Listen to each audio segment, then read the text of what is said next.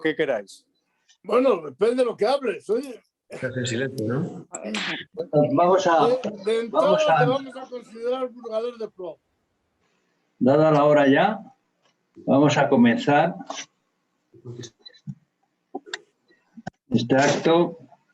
Señoras, señores, miembros del Club Opinión Santiago Alba, amigos todos, prosiguiendo con los actos y ponencias del curso 2020 y 2021 de una manera online y a la esperanza de poder ser presencial en un futuro no muy lejano, después de otro intenso curso desde 1984 de conferencias imborrables en este círculo de libres opiniones que nos obliga en el mundo tan versátil al diálogo, la comprensión, la libertad y la tolerancia. Hoy recibimos en esta tribuna independiente a una personalidad del mundo de la política, don Luis Tudanca Fernández, secretario general del Partido Socialista Obrero Español de Castilla y León, que ha tenido la amabilidad de aceptar nuestra invitación para dictar seguidamente una conferencia bajo el título Castilla y León tras la pandemia, una gran oportunidad. Será introducida en este foro por la secretaria general del Grupo Parlamentario Socialista en las Cortes de Castilla y León, doña Patricia Gómez Urbán, agradeciendo a ambas personalidades como presidentes de este foro su asistencia y participación. Muchas gracias. Tiene la palabra doña Patricia Gómez Urbán. Pues buenas tardes a todas y todos. Gracias Felipe por la invitación a participar en este club de opinión, que para quienes somos de Valladolid, bueno, pues es un club con mucha solera, con gran prestigio y la verdad es que es todo un honor y todo un orgullo estar aquí, participar en estas charlas y sobre todo, bueno, pues por la oportunidad y la responsabilidad de presentar a quien, como tú has dicho, es el secretario autonómico del PSOE de Castilla y León, nuestro portavoz en las Cortes, el líder indiscutible del PSOE en Castilla y León, el líder indiscutible social en Castilla y León, y la verdad es que para mí no es fácil. No es fácil presentar a Luis Tudanca, primero porque cuando admiras tanto a alguien se hace más difícil, pero sobre todo porque no es fácil tampoco presentar a quien ha hecho historia en esta comunidad. Y ha hecho historia en esta comunidad porque después de 32 años de gobierno del Partido Popular, Luis Tudanca, representando al Partido Socialista, se ganó la confianza de la mayoría de los castellanos y leoneses para que llegase a esta tierra el cambio tan esperado.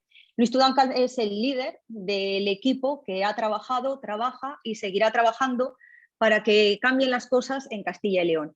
Y ganar unas elecciones no es fácil. Ganar unas elecciones no es flor de un día, no es algo por casualidad.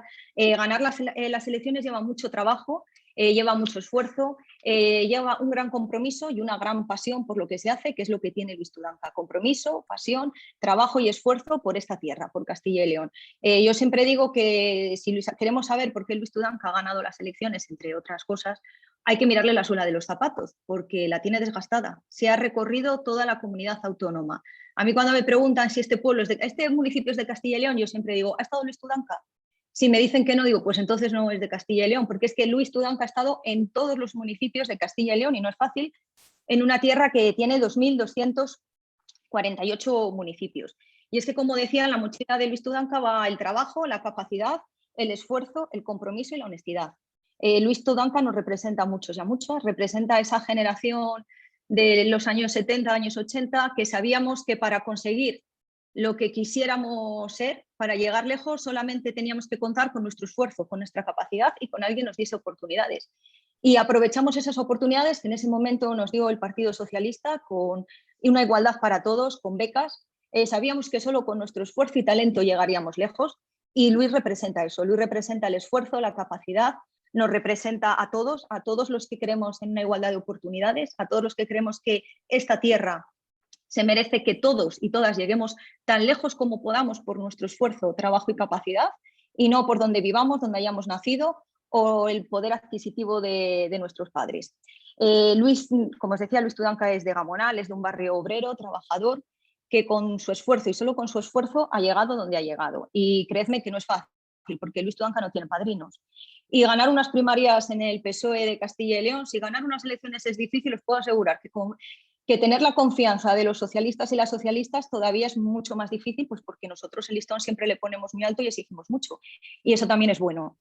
Y Luis Tudanca lo consiguió. Luis Tudanca consiguió ganarse a todos los compañeros y compañeras, y lo consiguió por lo que os decía antes, porque su pasión, su compromiso y su honestidad es su bandera, y cuando él habla siempre te mira a los ojos.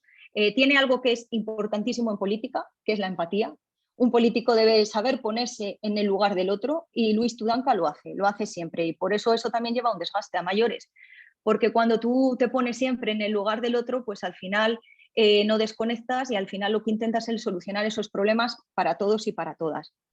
Y el compromiso que os decía de Luis Tudanca con Castilla y León, que lo ha demostrado siempre, lo demostró también durante la peor época que hemos sufrido, no solo en Castilla y León, sino en toda España, que es durante la pandemia. Este virus que nos asoló a todos, Luis Tudanca fue capaz de dejar al lado lo que eran los intereses partidistas, políticos, y poner sobre la mesa y firmar un pacto por la reconstrucción de esta comunidad. Él tenía claro que de esta teníamos que salir todos juntos, unidos y fortalecidos. Y para eso el Partido Socialista estuvo con su líder, con él a la cabeza, donde teníamos que estar, al lado de los castellanos y leoneses. Ojalá otros líderes en la oposición hubieran tenido un mínimo de la lealtad y la honestidad que tiene Luis Tudanca, y además él no alardea de ello, porque él entiende que es lo que hay que hacer. Este equipo que forma Luis Tudanca, los 35 procuradores en las Cortes, los 34, sabemos que cuando apagamos la luz de las Cortes y cuando nos vamos para casa, no dejamos de ser parlamentarios, no dejamos de representar a Castilla y León, y que nuestro compromiso son los 365 días del año, las 24 horas. Luis siempre tiene una frase que cuando estamos fuera de las Cortes, él siempre dice: aquello que no se pueda contar, no lo hagas. Y es porque la honestidad para él es su bandera. Y en estos tiempos que corren y que es tan extraño encontrar gente normal, pues yo sí que quiero terminar con una frase de Demetrio Madrid, que siempre dice que Luis es un tipo extraordinariamente normal. Y de verdad que en los tiempos que corren, como diría mi abuelo, eso es gloria bendita. Y ahora ya nada más le cedo la palabra a Luis Tudanca.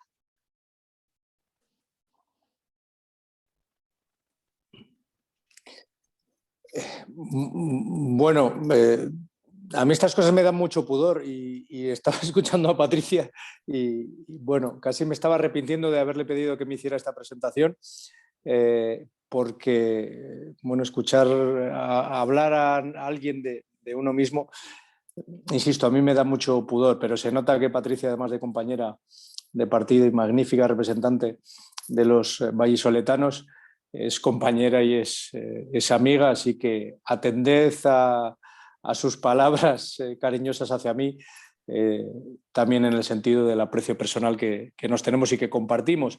Pero sí quería que ella estuviera aquí porque creo que, además de hablar de Castilla y León, es bueno señalar que también en Castilla y León hay referentes en todos los ámbitos políticos, empresariales, industriales, laborales, de una nueva generación que está peleando por esta tierra y que, como Patricia, lo hace también desde el corazón. Y el corazón es muy importante en toda actividad que uno desempeñe en la vida, así que yo me alegro también de que sea ella quien me presente en este Club de Opinión para hablar de Castilla y León, para hablar de nuestra tierra. Y desde luego comenzaré agradeciendo a Felipe y al Club de Opinión Santiago Alba su invitación para poder conversar con vosotros y vosotras y para debatir, ¿no?, sobre el presente y sobre todo el futuro de nuestra tierra.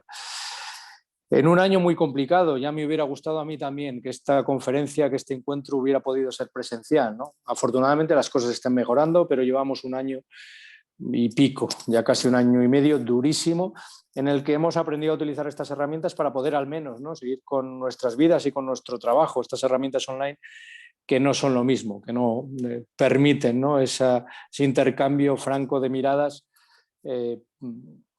bueno, para poder trabajar todos juntos y codo con codo, ¿no? Pero quería partir de ahí, ¿no?, de esta situación en la que nos encontramos, una situación que afortunadamente es mejor. Y por ponerlo en el contexto mundial, es cierto que hemos sufrido una pandemia como nunca jamás imaginamos, es cierto que la crisis, sobre todo sanitaria, pero también con importantísimas consecuencias sociales y económicas, ha sido y es inimaginable, pero también es cierto que, y a mí me gusta ponerlo de manifiesto, el logro, sobre todo científico, que hemos logrado como humanidad con un proceso de vacunación, con un proceso de investigación previa a esa vacunación, sin precedentes en la historia mundial, nos está permitiendo hoy que España y el conjunto de la Unión Europea haya avanzado muchísimo y estemos en unos porcentajes de vacunación que nos permita vislumbrar por fin, ¿no?, este horizonte final de la pandemia. Si las previsiones se cumplen, y hace nada nadie se creía que esas previsiones de vacunación pudieran cumplirse, estamos hablando de un final de verano con un porcentaje de población vacunada e inmunizada tanto en Castilla y León como en España, bueno, de acuerdo con los objetivos previstos, y eso nos permitirá recuperar nuestras vidas y recuperar también, en términos económicos, la actividad que lo necesitamos, porque las consecuencias de los cierres y de las restricciones están siendo absolutamente demoledoras, ¿no? Pero sí me gustaría poner de manifiesto este éxito sin precedentes de la ciencia en nuestro país y en el mundo, ¿no? Y también por considerarnos privilegiados. No todo el planeta está así, no todos los países están logrando colocarse en esta situación, ¿no?, de esperanza. No, España es uno de los países del mundo, de los países occidentales, civilizados, económicamente desarrollados, pero hay buena parte del mundo que todavía está por esperar, ¿no?, que este proceso de vacunación alcance esas cotas. Hemos tenido problemas también en Castilla y León muy graves, fruto de nuestra ruralidad, de una población envejecida, de una población con un porcentaje mayor de ruralidad. Ha habido problemas también de organización, por supuesto, pero yo me quedo con el enorme logro, ¿no?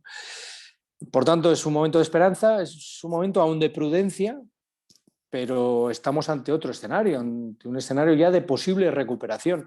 Y en ese escenario quería colocar yo esta intervención, en el escenario post-pandemia para Castilla y León. En un marco, insisto, también de posible crecimiento y de esperanza.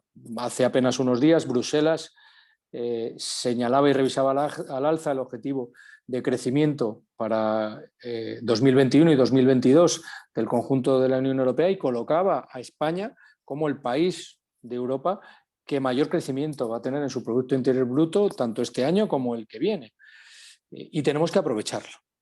Ese es el gran reto que tenemos como comunidad autónoma y como país, aprovechar esta enorme oportunidad que se nos presenta para por fin, ¿no?, cambiar, enderezar el rumbo de Castilla y León, que desde mi punto de vista está profundamente equivocado desde los últimos años.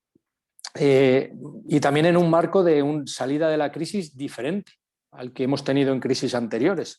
Estamos hablando de una salida de la crisis nacional y europea en la que se ha puesto en marcha un escudo social sin precedentes para tratar de no dejar a nadie en el camino, aunque esta frase de no dejar a nadie en el camino, desde mi punto de vista, siempre ha sido en los discursos públicos excesivamente pretenciosa, ¿no? En toda crisis hay damnificados.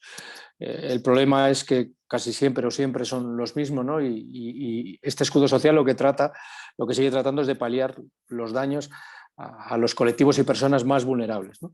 Y otro de los criterios diferentes de salida de la crisis con respecto a otras ha sido el incremento de la inversión pública. La apuesta porque lo público, tanto en materia de servicios como en materia de inversión, sea lo que nos permita salir adelante con bien y lo más rápido posible, ¿no?, de esta pandemia y de esta crisis global. Por eso esos fondos de reconstrucción, por ese Fondo de Recuperación y Resiliencia de la Unión Europea de 140.000 millones, que es lo que representa esa enorme oportunidad que tiene Castilla y León. No solo es una enorme oportunidad, desde mi punto de vista es la última oportunidad que tiene Castilla y León. No es la primera vez que llegan fondos a nuestra tierra en cantidades ingentes. Vivimos, a mí me pilló en una época muy temprana de mi vida, ¿no?, pero vivimos la adhesión a la Unión Europea y lo que eso supuso en términos de llegada de fondos para las regiones más atrasadas, ¿no?, del conjunto de la Unión. Hemos vivido también en Castilla y León la llegada milmillonaria de fondos para la reconstrucción de las cuencas mineras y sin embargo no ha habido una gran transformación, ¿no?, de esta comunidad, pero será difícil que en el futuro llegue otra oleada de fondos públicos como la que va a llegar con el Fondo de Recuperación y Resiliencia de la Unión Europea. Será muy difícil, por no decir imposible. Por eso, este es el último tren. Esta tierra ha dejado pasar muchos trenes de largo y este es el último y tenemos que cogerle si queremos, en fin, que esta tierra tenga futuro, pero sobre todo la gente de esta tierra. Yo pertenezco a una generación, como decía Patricia, pertenecemos a una generación que ha visto cómo de gran parte de nuestros círculos de familia, de amistades laborales, se han tenido que marchar porque aquí no había oportunidades. Antaño se marchaban a Madrid, se marchaban más cerca, ahora además de irse a otras regiones de España, se han tenido que marchar por miles y miles y miles a otros países en Europa y fuera de Europa por falta de oportunidades. Y no queremos que eso vuelva a pasar, no queremos que eso siga pasando. El objetivo debe ser que esta sea la última generación que se ha tenido que marchar de Castilla y León por falta de oportunidades. Y si es posible, que honestamente creo que lo es, muchos de estos que se han marchado, jóvenes y no tan jóvenes, puedan volver, ¿no? El diagnóstico creo que es claro y es meridiano. El gran drama, el gran problema que ha tenido, que tiene Castilla y León es la despoblación. Acaba de terminar la última agenda de la población, 2020-2021. El resultado de esta agenda 2020 y 2021, que yo siempre recuerdo que empieza, está redactada y publicada, negando lo que denominaba el tópico de la despoblación. Leyéndolo hoy, en fin, uno se echa las manos a la cabeza, pero el resultado es que en este periodo de vigencia de la agenda de la población, Castilla y León ha perdido 150.000 habitantes. Es demoledor. Somos la comunidad autónoma que más habitantes, que más población pierde y que más población perderá según las previsiones del Instituto Nacional de Estadística, oleada tras oleada, ¿no? En algún caso, en los últimos años, fijaos, casi lo único que se ha salvado de este gran mapa rojo de la despoblación ha sido Valladolid capital, pero ni siquiera siempre. En los últimos años ya pierde población hasta las capitales de provincia, que se sostenían fruto de la emigración rural del campo a la ciudad, pero es que ya no hay habitantes en el campo para sostener el aumento de población en las capitales, y de las capitales se marchan, insisto, a otras regiones, ¿no? Además de la despoblación hay enormes desequilibrios. Yo siempre digo que si Castilla y León fuera un país no sobreviviría a los conflictos, a las tensiones territoriales que provocaría, bueno, estas diferencias que tenemos dentro en materia de renta, de industria, de infraestructuras, etcétera, de desempleo, etcétera, etcétera, ¿no? En ningún sitio creo que estamos muy bollantes, pero fijaos que, por ejemplo, Zamora y León pueden convertirse después de Orense en la segunda y tercera provincia de España que tenga, y no falta mucho para eso, más pensionistas que trabajadores en activo. Esto es una quiebra demográfica de consecuencias todavía difícilmente, ¿no?, calculables. Pero además la pandemia ha hecho que se vean, desde mi punto de vista también, las costuras de esta comunidad en algunos ámbitos, que se vean de forma descarnada algunas de nuestras debilidades, como por ejemplo la fragilidad de los servicios públicos, de la sanidad, de los servicios sociales, sobre todo en el medio rural, y eso también es lo que debemos aprovechar para arreglar y corregir, ¿no?, en esta oportunidad. No todos los problemas están dentro, luego hablo de los aspectos positivos y de las oportunidades, ¿no? Pero a mí hay algo que también me preocupa y que denuncio cada vez que tengo ocasión, que es el modelo de país desde el punto de vista territorial. Lo que yo llamo, aunque es una simplificación que ahora explicaré, pero lo que yo llamo también el madricentrismo, que es algo que le está haciendo mucho daño a este país y que le hace mucho daño a Castilla y León, ese gran agujero negro que todo lo absorbe en el centro del país y que hay que corregir. Pero no solo. Este país no puede seguir viviendo solo de un desarrollo nada armónico que hace que el empleo, la industria, el desarrollo económico solo esté en Madrid, en el País Vasco y en alguna parte del Levante, y el resto sea un desierto. Pero ese madricentrismo que tiene que ver con lo político, con lo económico, con lo mediático, etcétera, etcétera, hay que equilibrarlo de alguna manera. Y esta también es una oportunidad de desarrollo de país, ¿no?, que habla de descentralización, que habla de equilibrio, que habla de corrección de esos desequilibrios que tenemos, ¿no?, en la España vaciada, en la España a veces invisible, que necesitamos y merecemos tener voz, ¿no? Por eso también, como proyecto de país, hay que corregir e impulsar algunos algunas decisiones y algunas inversiones, ¿no? Yo hablo no solo de inversiones, no solo de infraestructuras, hay que descentralizar también centros de poder, de toma de decisiones, para que la visión madricéntrica no termine, ¿no?, por ahogar el desarrollo de las regiones interiores, ¿no?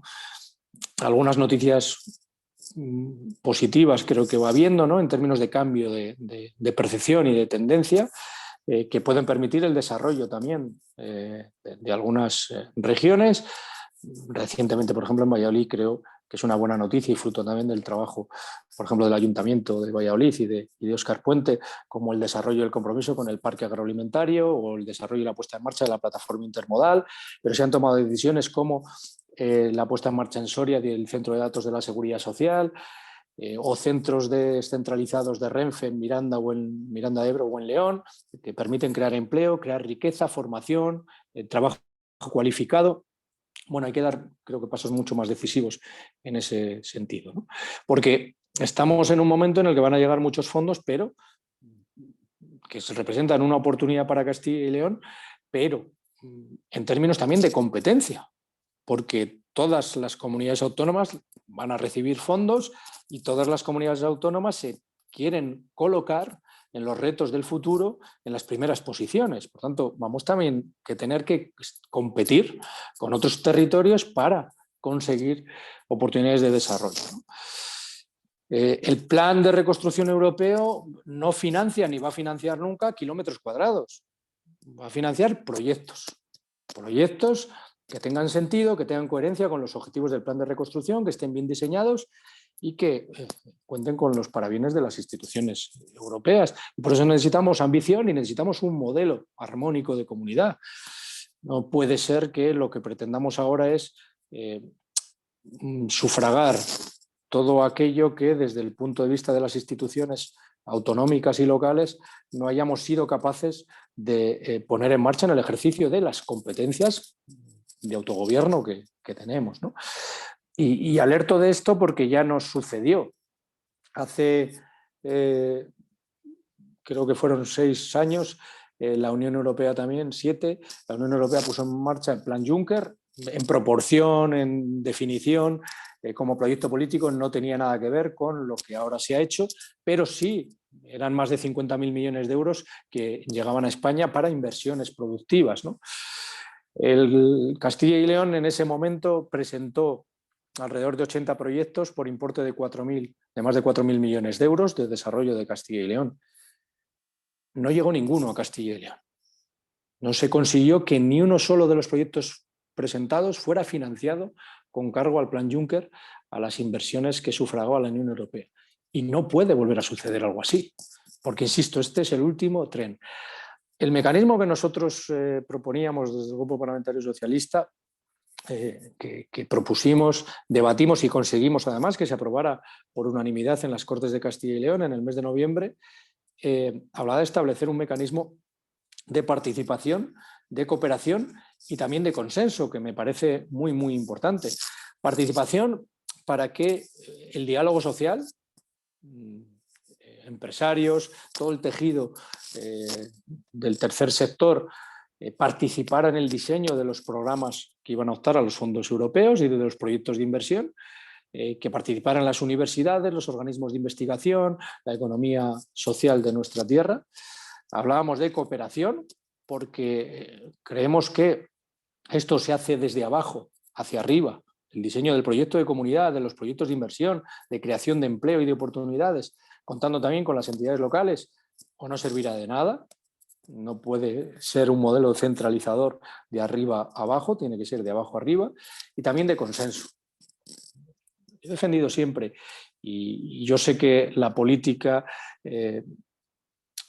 se ve desde fuera en la mayor parte de las ocasiones como conflicto, ¿no? Pero defiendo siempre que son muchos los acuerdos a los que llegamos en los parlamentos y en términos políticos. Esa es mi manera también de entender la política. Y me parece que, como en la pasada legislatura, por ejemplo, que firmamos 4 grandes acuerdos de comunidad, o como en esta, en mitad de la pandemia, que firmamos un pacto por la reconstrucción de Castilla y León frente a la COVID-19, hay asuntos de comunidad, hay asuntos de interés general que deben construirse entre todos. Y me parece que el consenso en el diseño, en la utilización, en el aprovechamiento de este fondo de reconstrucción merecía la pena que se hiciera con un modelo de comunidad que todos fuéramos capaces de defender, por el que todos fuéramos capaces de apostar y que todos empujáramos, ¿no? Defendiendo el interés general. No solo para los fondos europeos, insisto, una cantidad ingente de dinero que va a llegar, sino también fondos estatales que han llegado, que llegan y que llegarán como nunca antes a nuestra comunidad. Solo en el año 2020 llegaron 1.000 millones de euros adicionales para hacer frente a la pandemia, fondos extraordinarios para sanidad, para educación, para emergencia social, para reducir la brecha digital, etcétera, etcétera. En los presupuestos de la comunidad, de la Junta de este año, hay en torno a 1.400 millones de euros adicionales que tienen que ver también con fondos estatales, que tienen que ver con transferencias extraordinarias para hacer frente a un año extraordinario, que nos puede permitir en conjunto este avance hacia adelante de la comunidad, ¿no? ¿Qué se puede hacer, por ejemplo? Y yo reivindico también que se ponga en marcha cuanto antes, porque hay muchos sectores vulnerables que lo han pasado y que lo siguen pasando muy mal en la pandemia, y a los que honestamente creo que no se ha atendido en esta comunidad autónoma. Me parece que además de restricciones, además de medidas sanitarias que se debían y se deberían haber tomado de forma más intensa, se tenían que haber dado ayudas directas a sectores como la hostelería, el comercio, el turismo, la cultura. Hace unas semanas propusimos, y se aprobó también en las Cortes, que se aprobara un fondo extraordinario por parte de la Administración Autonómica de 163 millones de euros para ayudas directas, solo esto para ayudas directas a todos estos sectores. Hace un mes estamos reivindicando que se ponga en marcha cuanto antes, porque hay muchos autónomos, muchas pequeñas empresas, medianas y grandes también, por supuesto, que no pueden esperar mucho más en esta situación de asfixia.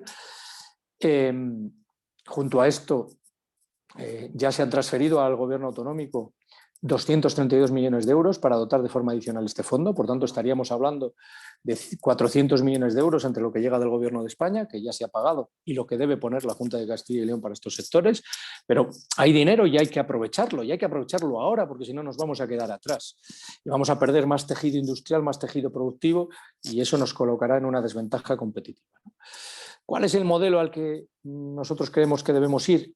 De acuerdo con los objetivos europeos del Plan de Recuperación y Resiliencia, que compartimos y que debemos defender todos, al final se trata de transformar y modernizar el modelo económico y productivo de Castilla y León, con los objetivos, por ejemplo, de sostenibilidad y lucha contra el cambio climático.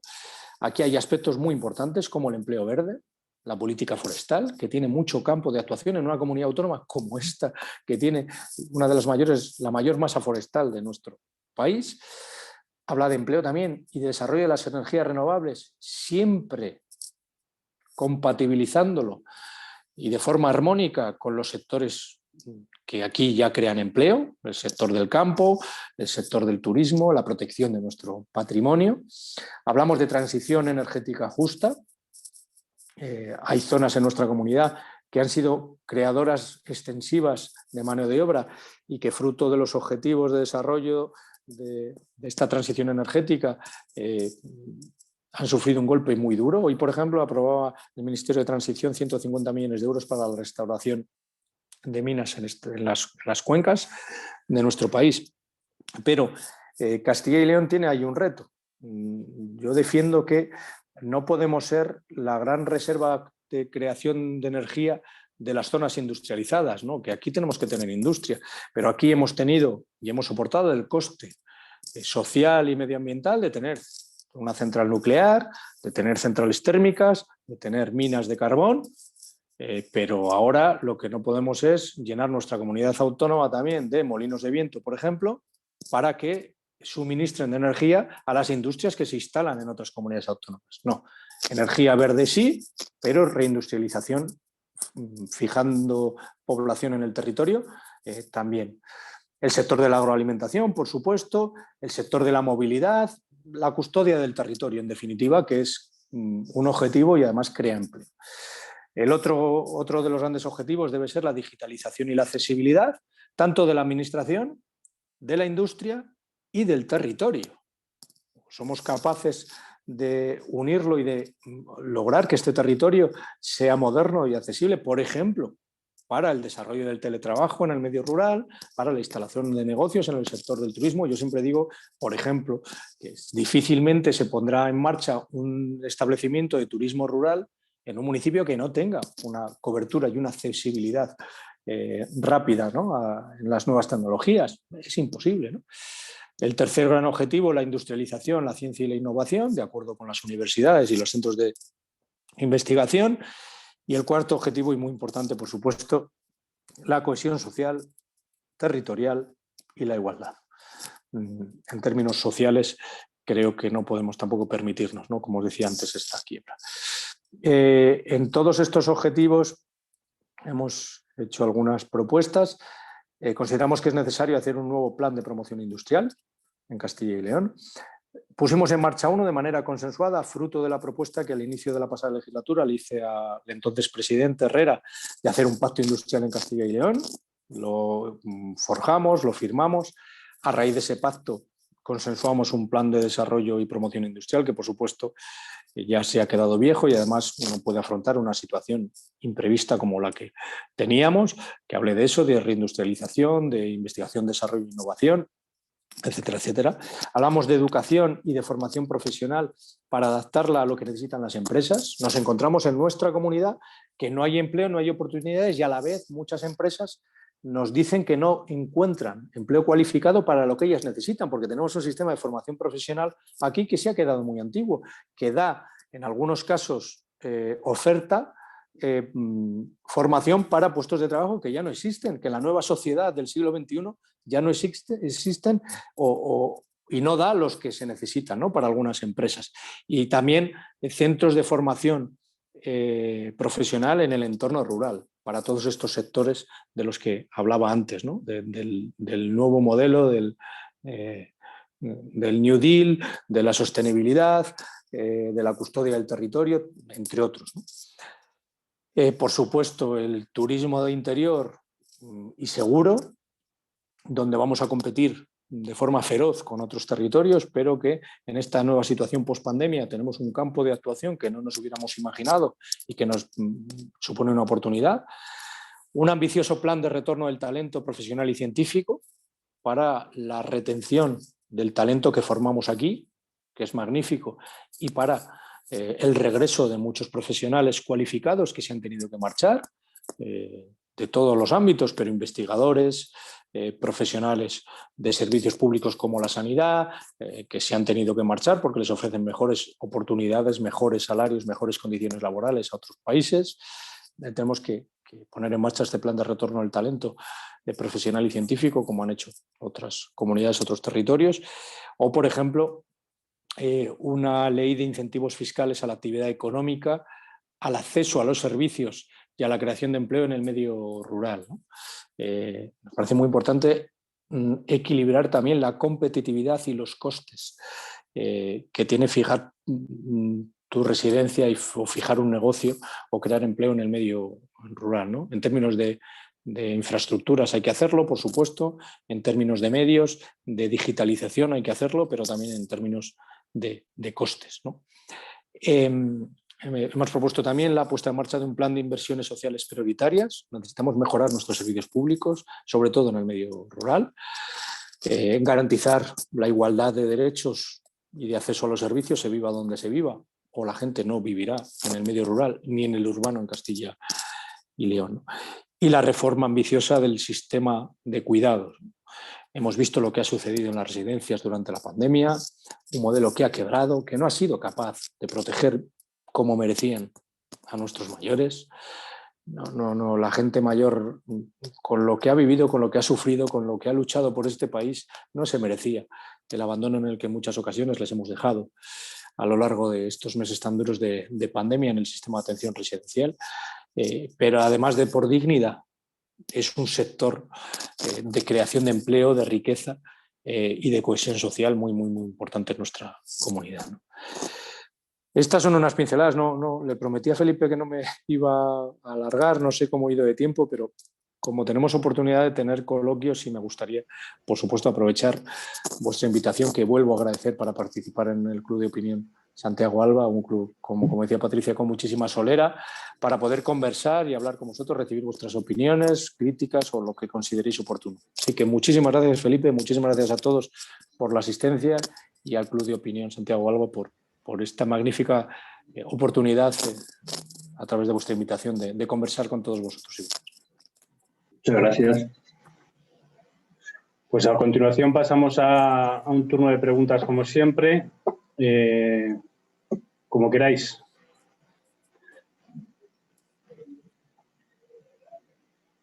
Venga, que seguro que tenéis alguna pregunta. De lo que he contado o de todo lo que queráis, por supuesto. Eduardo, venga.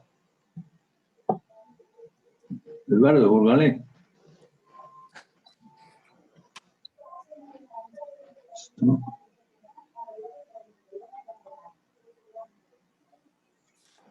Lo has dejado todo muy claro, Luis. Me alegro.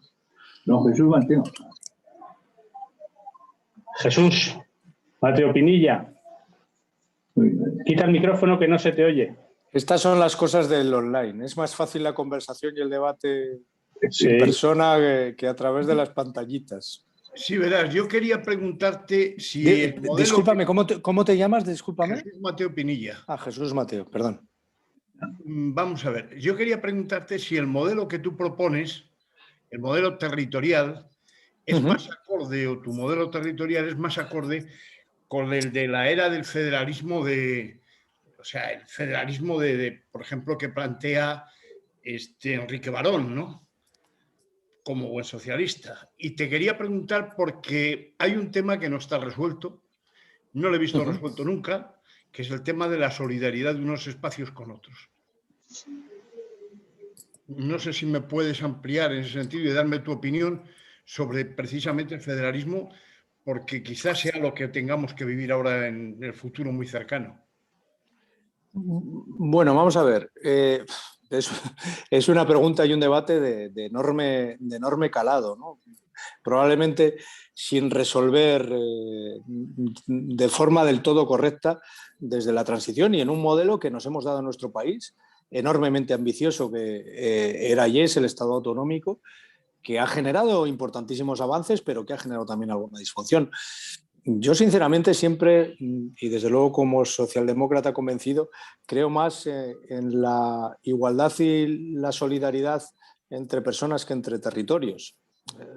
Los territorios no tienen derechos per se, no son sujetos tributarios, no pagan impuestos, no. Todo eso les corresponde a los individuos, a las personas. Yo creo en la solidaridad territorial, por supuesto. Fijaos el ejemplo que ponía antes de Zamora y León, que después de Orense se convertirán sin duda en las dos provincias de España que acaben teniendo más pensionistas que trabajadores. ¿Qué sería sin la solidaridad y la Caja Única de la Seguridad Social, por ejemplo, para esos territorios si tuvieran que sostener sus pensiones solo con las cotizaciones de sus trabajadores? Por tanto, hay un elemento de solidaridad territorial en nuestro país que no debe quebrarse nunca. Ahora bien, tenemos que mejorar mucho en ese federalismo del que hablabas, que aquí llamamos Estado autonómico, los mecanismos de cooperación territorial. Y eso también sí se ha mostrado sus deficiencias, ¿no?, a lo largo de esta pandemia, de las cuales podemos extraer algunas conclusiones que, si no lo hubiéramos tenido que afrontar, quizá nos hubieran llevado más tiempo, ¿no? Estas enormes discusiones, ¿no?, en términos competenciales a la hora de tomar las decisiones y afrontar la lucha contra la pandemia, bueno, ha puesto de manifiesto, insisto, algunas de las carencias. A mí me preocupa mucho que desde la administración, que en este estado que nos hemos dado, no haya mecanismos suficientes de cooperación que permitan afrontar enormes crisis, ya no sanitarias, también económicas, industriales, etcétera, etcétera, en el futuro. Debería estar más clara la distribución de competencias y la toma de decisiones, y debería haber elementos de cooperación formales suficientes para no tener que tener estas batallas que han hecho daño y que han costado, en fin, han tenido consecuencias a la hora de afrontar la pandemia, sobre quién tenía que tomar las decisiones o sobre qué competencias tenían las comunidades autónomas. A mí me parece que esta forma de echar balones fuera por parte de algunas comunidades autónomas, generalizaré por no entrar en excesivo debate, a la hora de, teniendo todas las competencias en materia sanitaria, en materia social, en materia de las residencias, etcétera, etcétera, echar balones fuera y no querer asumir las decisiones que se adoptaban no me ha parecido muy conveniente para el fortalecimiento del Estado y del Estado autonómico, todo lo contrario. Por lo tanto, sí creo que de todo lo que ha sucedido debemos extraer conclusiones para mejorar los mecanismos de cooperación institucional en el Estado autonómico de nuestro país, porque son cosas que no han pasado en otros estados con una configuración descentralizada de las competencias y del poder, y sí ha pasado de forma cruda en España, ¿no? Pero creo en la descentralización, creo que la descentralización de las competencias y acercar las decisiones a los ciudadanos en términos también de competencias y servicios públicos ha mejorado este país. Creo en la solidaridad territorial y mucho más con territorios como el nuestro, que ha sufrido consecuencias nacionales en sus propias carnes. Ese reequilibrio industrial, económico del que yo hablaba tiene que ponerse en marcha en nuestro país. En fin, y luego algo que yo echo de menos, porque este es un reto muy grande, de enorme entidad, y eso sí está en el debe de mi generación, ¿no? Y de estas generaciones intermedias, ¿no? No soy capaz de terminar de entender por qué en un momento mucho más crítico y con una división mucho más honda,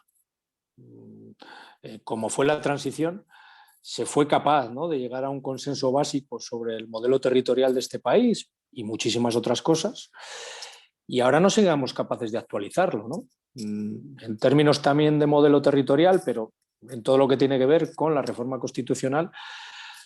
No me cansaré de decir que todos los países democráticos y constitucionalistas del mundo renuevan, mejoran y modernizan su configuración constitucional con cierta periodicidad, y que nosotros no hayamos sido capaces en 42 años de hacer esta actualización tampoco del modelo territorial, creo que dice poco de nosotros, ¿no?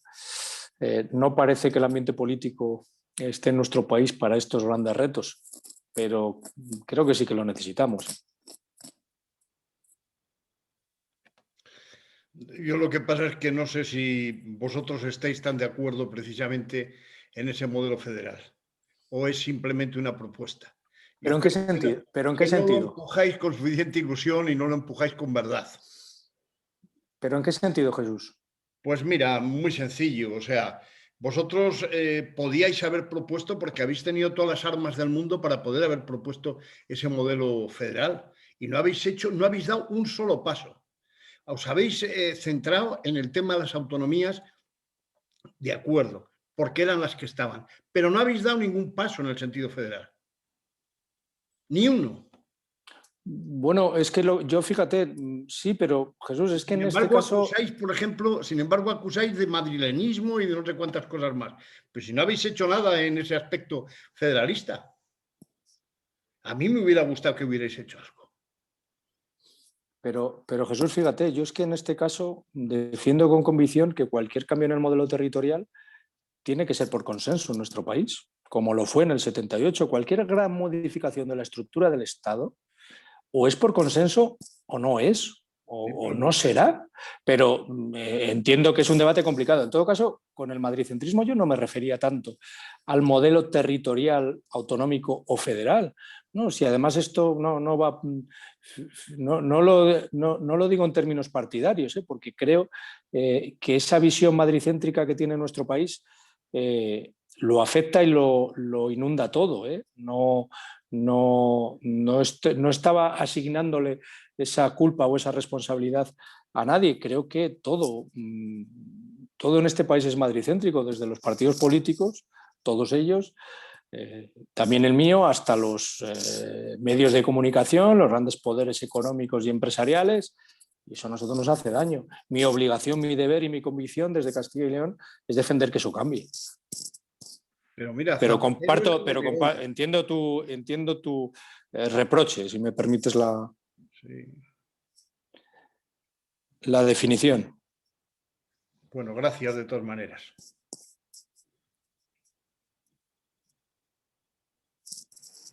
¿Alguna pregunta más, alguien? Yo, si me vas a permitir, Luis, sí que te quería hacer dos preguntas. La primera, en estos momentos el perfil del político es un perfil que está puesto muy cuestionado por la ciudadanía en general. Se habla que el nivel de los políticos no es un nivel suficiente, no es un nivel adecuado. ¿Se puede hacer, el político, qué crítica o qué autocrítica puede estar haciendo ahora mismo de todo lo que se está escuchando de la sociedad? O si está haciendo alguna crítica, alguna autocrítica. Y segundo, ¿cuál es la opinión de lo que ha pasado en la Comunidad de Madrid desde Castilla y León? La opinión del PSOE de Castilla y León de lo que ha pasado en Madrid. Bueno, sí, yo al menos sí soy muy consciente, ¿no?, de cuál es la imagen o la opinión de la política o de los políticos en la sociedad española, ¿no?, en estos momentos. Aunque, sinceramente, no encuentro mucha diferencia a lo que ha sucedido en nuestro país, en los que el prestigio de la política no ha estado nunca, ¿no? Probablemente es una cuestión histórica, pero el prestigio de la política y de los políticos en nuestro país nunca ha sido una de nuestras grandes virtudes, ¿no?, en términos sociales, ¿no? Obviamente estamos haciendo algo mal desde los orígenes, ¿no? Pero este ambiente de crispación, este ambiente de, bueno, esta sensación, ¿no?, de que somos incapaces de llegar a acuerdos, que no hayamos sido capaces de afrontar grandes retos de país juntos desde hace mucho tiempo, tiene que ver, aunque, bueno, creo que también tiene que ver eso, con esa sacralizada leyenda negra que tiene nuestro país, en la que no somos capaces tampoco nunca de poner en valor nuestros logros colectivos. Sí se han puesto en marcha grandes acuerdos en nuestro país, yo qué sé, para la entrada en la Unión Europea o el pacto contra el terrorismo. Y seguimos siendo un país que pone en marcha derechos y libertades de forma pionera, no solo en Europa, sino en todo el mundo. Y esas leyes, esas ampliaciones de derechos, como la ley de atención a las personas dependientes, como la ley de igualdad, como la reciente ley de eutanasia, que yo defiendo con convicción, son desarrollos normativos y derechos y libertades pioneros en el mundo. Bueno, no somos capaces, ¿no?, de poner eso en valor, pero sí me preocupa el ambiente que en términos políticos, también mediáticos, hay en nuestro país y el desprestigio que trasladamos, ¿no?, desde la política. Ahora, yo la voy a seguir defendiendo con convicción, ¿no? Soy de quienes cree que si uno quiere cambiar las cosas tiene que ser proactivo, que si uno no hace política en el más amplio sentido de la palabra, otros lo harán por ti, y creo que la política es algo mucho más grande que ocupar un cargo público. A mí me parece que la participación social, desde lo que vosotros y vosotras hacéis en el Club de Opinión Santiago Alba, hasta la participación en una asociación de vecinos, hasta la participación en un sindicato, en una organización empresarial, todo eso es política.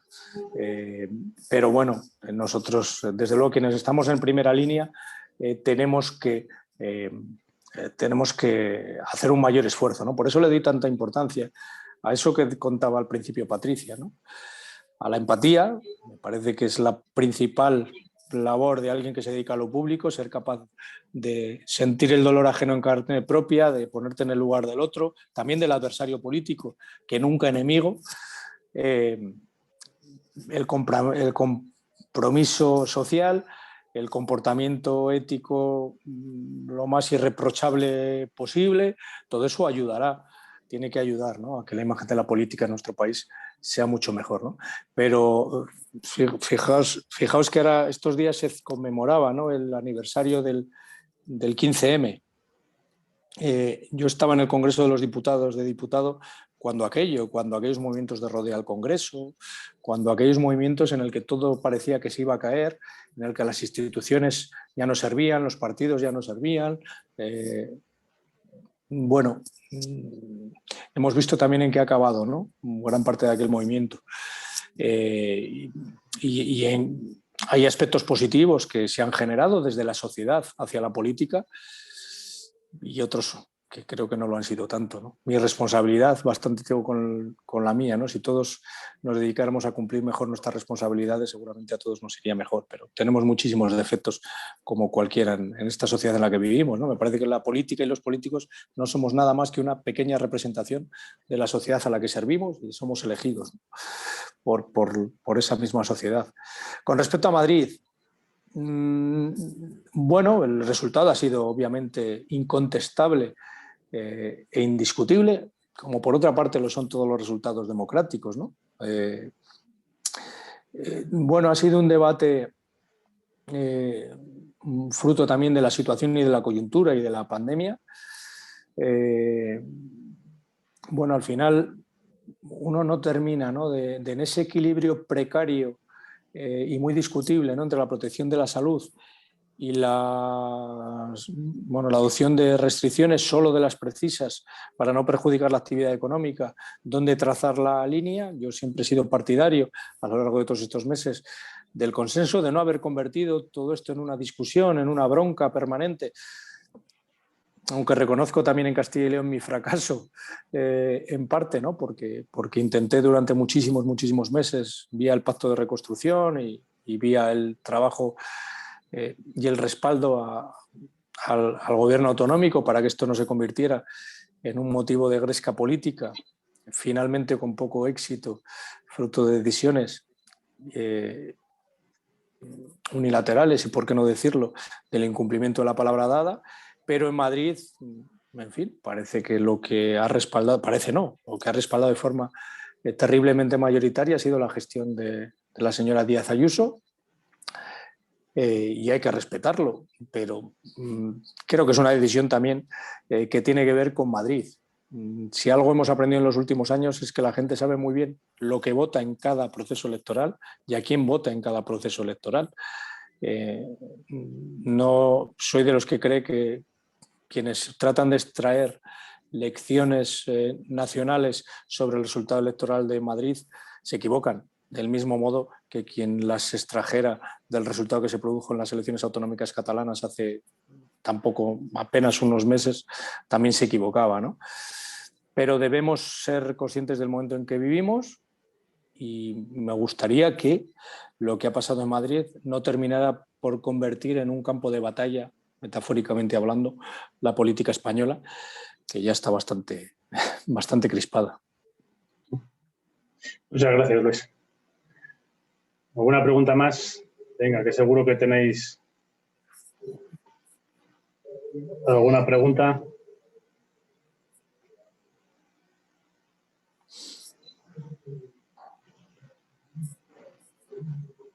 Venga, micrófonos abiertos. ¿Alguno? Es que nos veo a todos. Veo que hay diferentes pantallas. Hola. Andrés. Muchas gracias por tu exposición. Soy Andrés Gómez Moreta y una pregunta, un comentario, una consulta. Dentro de este grave problema que tenemos, que es la repoblación, si se puede conseguir o dejar de perder población aquí como en zonas de Aragón, Asturias, Galicia y demás, hay una herramienta que algunos proponen que los grandes partidos al menos no han tenido nunca en cuenta, no parecen plantearse, y que a mí sí me parece útil, y quería preguntar también la opinión sobre esto, que es un mejor trato fiscal en las zonas más despobladas.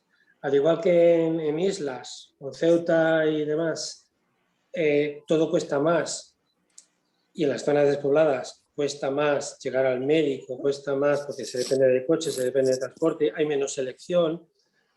Bueno, supone un coste mayor llegar a determinados servicios, a los mismos servicios que en la ciudad.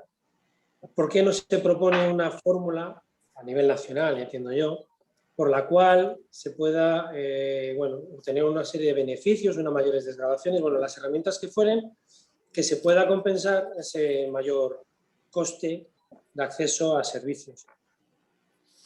Y además eso, si en el caso de resultar y conllevar una mayor población en esas zonas, haría que las empresas privadas, y lo hilo al tema de las redes telefónicas, pues le fuera más rentable llevar hasta allí pues esos servicios, o muchos de ellos. Esa es la reflexión. Muchas gracias, Luis. Sí, Andrés, sí, además, de hecho, estoy completamente de acuerdo, hasta tal punto que lo llevábamos en nuestro programa de gobierno en Castilla y León y lo he comentado en mi intervención. Nosotros hemos propuesto en las Cortes de Castilla y León la elaboración de una ley de incentivos fiscales en Castilla y León para la actividad económica, para la fijación de población, para el acceso a los servicios, porque estamos hablando de costes también de acceso a los servicios. Estamos hablando de un territorio rural. Alguien que vive en el territorio rural tiene costes asociados adicionales a quien vive en el territorio urbano que le hacen perder competitividad al poblador y a la empresa que se instala ahí. Por eso nos parece muy importante cuando hablamos de política fiscal, que es un gran debate también que hay en este país y muy trascendente, me parece, en este momento, en el que si algo ha demostrado la pandemia es que la única manera de afrontar las grandes crisis es con buenos servicios públicos, pero a la vez necesitamos equilibrar en términos de competitividad el territorio rural y el urbano, las regiones de interior, de las que por su situación, por la política de muchas décadas en nuestro país, atraen industrias, economía y empleos per se. Nosotros no. Por tanto, no solo lo llevamos en el programa de gobierno, no solo os lo contaba hoy en mi intervención sobre lo que creo que debe servir de oportunidad todos estos fondos que nos van a llegar en nuestra comunidad autónoma, sino que lo hemos llevado a las Cortes en un par de ocasiones y nos lo han votado en contra. Ya me gustaría que nos lo hubieran votado a favor y hubiéramos puesto en marcha, ¿no?, esta ley de incentivos fiscales. Hay una cuestión que hace complicado a nivel nacional hacer algo parecido. Se puede hacer en términos territoriales, pero hay una complicación que tenemos que resolver y es las normas de la competencia europea. De hecho, lo que sí hemos conseguido es que a través de una batalla muy larga, con consenso de todos los eurodiputados, pero que trabajó mucho nuestra compañera Irache García, paisana, bueno, iba a decir vuestra, pero como antes descubrí que había un socio de Burgos, supongo que no todos sois de Valladolid, ¿no?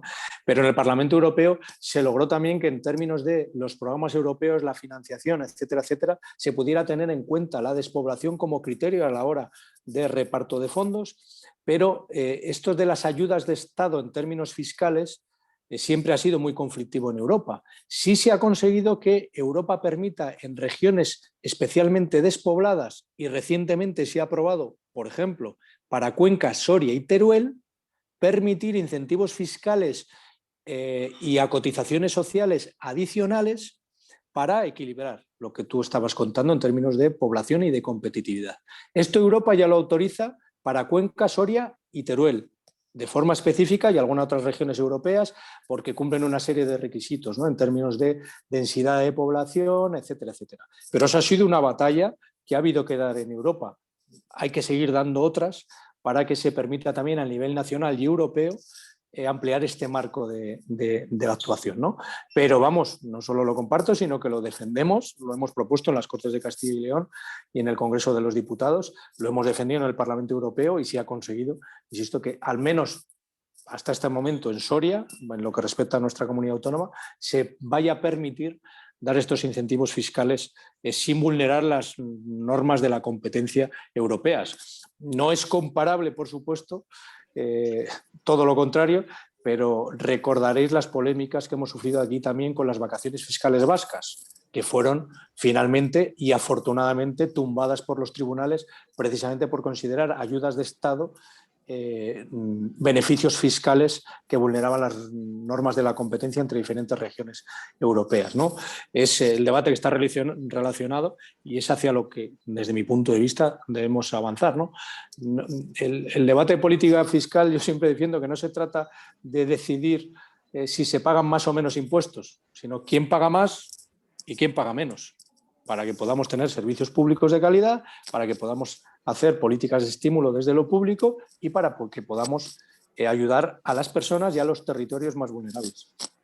Muchas gracias, Luis, porque además yo me refería como, es decir, sí había ido a la parte del PSOE Castilla y León, pero yo me refería más a como un objetivo nacional, un frente común de los grandes partidos, una batalla, sé que Europa está por medio y que no es fácil, una batalla junto con otros territorios, porque casi todos los territorios que tienden a despoblarse siguen manteniendo, a nivel europeo, siguen manteniéndose despoblados a lo largo del tiempo.